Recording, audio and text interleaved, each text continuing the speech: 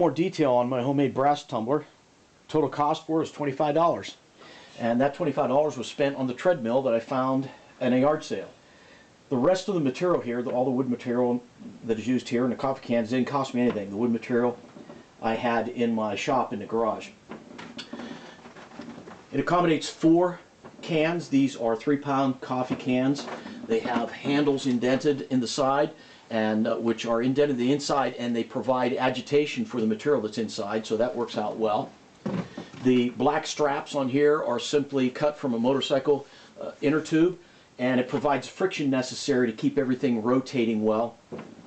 And then also the upper band, if you bring it up over the edge of the lid, it provides a dust seal, keeps the dust on the inside, and it keeps the lid from coming off from the pressure of the brass pushing up against it as it tumbles.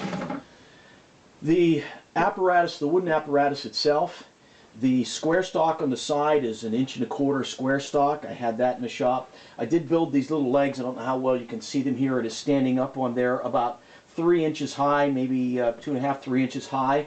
These little legs, one at each corner. It is clamped to the treadmill, and those little legs straddle the actual tread that moves on the treadmill.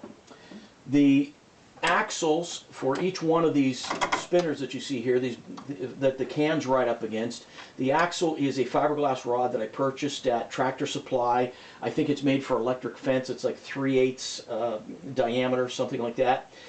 And then I use a piece of 3/4 inch PVC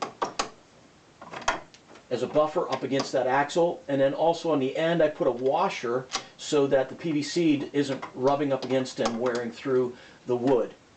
In each one of these bays I also put these little buffer blocks to keep each canister centered and running square to the tread, and on each one of the buffers I glue a little bit of felt so that the wood isn't rubbing through the plastic can also. Every once in a while just replace a piece of felt as it wears down, and I've gotten multiple uses out of these cans, and they don't show any wear yet at all.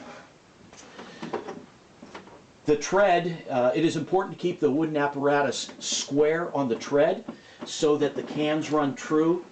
If they get off kilter a little bit, such as this, if the apparatus isn't square to the tread, then the low end, all of the heavy material inside, which is your brass, will end up moving down, gravitating towards the low end, and that's your brass.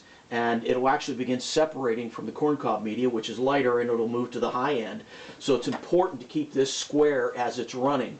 Also at the bottom of the treadmill you can see that I put a towel down there, and that's just in case there's any debris that does get out.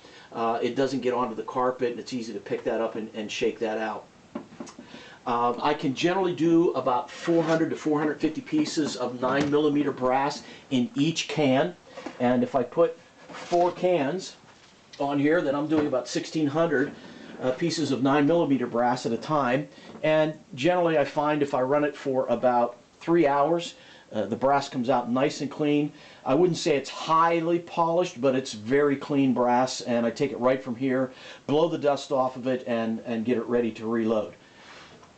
The variable speed of the treadmill makes it nice that you can get the optimum speed for getting a good agitation.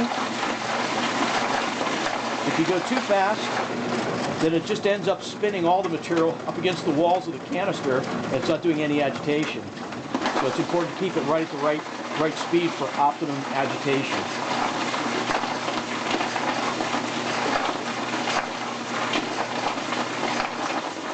If you have any questions, just send me a message.